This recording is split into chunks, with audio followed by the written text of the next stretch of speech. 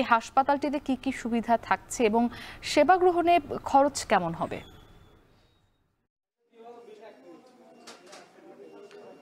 মুক্তি মাত্র ৬ বছরে ৭০,০০০ মানুষকে কিডনি ডায়ালাইসিস সুবিধা দেওয়া হয়েছে। যদিও ডায়ালাইসিসের কথা বেশি শোনা যাচ্ছে, তবে এখানে কিডনি প্রতিস্থাপন বা অন্যান্য বিভিন্ন বিভাগের সেবা সেটিও চালু করা হবে এবং একই সঙ্গে এখানে ১০ শয্যার আইসিইউ প্রতিস্থাপন করার কথা বলা হচ্ছে।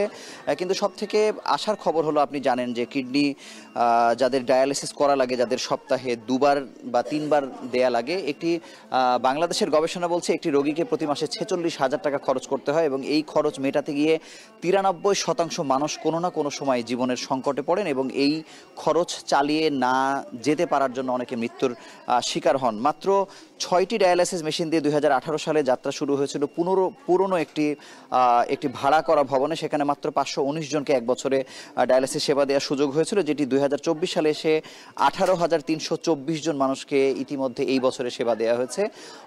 আসার খবর হলো যে এখানে একটি গ্রুপ আছে যারা শুধুমাত্র ৫০০ টাকায় সেবা পাচ্ছেন, আরেকটি গ্রুপ আছে যারা ১,০০০ টাকায় সেবা পাচ্ছেন, আরেকটি গ্রুপ হচ্ছে যারা ১৬০০ টাকায় সেবা পাচ্ছেন। তবে টোটাল রোগীদের মধ্যে ১২% রোগী সম্পূর্ণ বিনামূল্যে, যাদেরকে কোনো ধরনের কোনো খরচ দিতে হচ্ছে না।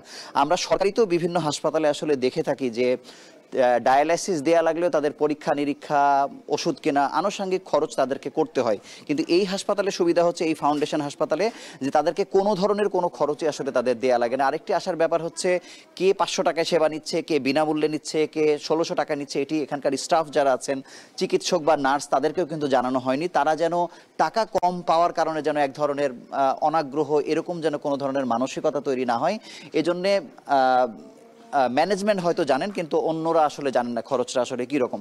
তো এই সব মিলে বলা যায় যে বাংলাদেশের ৬৪টা জেলাতে এখনও কিডনি ডায়ালাইসিসের সেবা যেমন পৌঁছে যায়নি, প্রতিস্থাপন হয়নি। চেষ্টা করা হচ্ছে এই ১০তলা ভবনের এই হাসপাতালটিতে ধীরে ধীরে কিডনির পূর্ণাঙ্গ একটি হাসপাতাল হিসেবে প্রতিষ্ঠা করা। এখানে যারা বিনিয়োগ করছেন, অনুদান দিয়েছেন, দেশি বিদেশি বিভিন্ন চিকিৎসক সহ নানান ধরনের দাতা যারা বিভিন্ন জায়গায় দান করে থাকেন, তারাই আসলে এখানে অর্থ দিয়েছেন। সহযোগিতা করেছে সমাজ কল্যাণ উপদেষ্টা বা আরও বিভিন্ন মন্ত্রণালয়। এই ছিল এখানকার সবশেষ খবর। মুক্তি। সহকর্মী মুজাহিদ শুভ আমাদের সঙ্গে যুক্ত ছিলেন সিলেট থেকে। আরএফএল গিজারে আছে ওয়ার্ল্ড ফ্লো টেকনোলজি, যা পানি গরম করে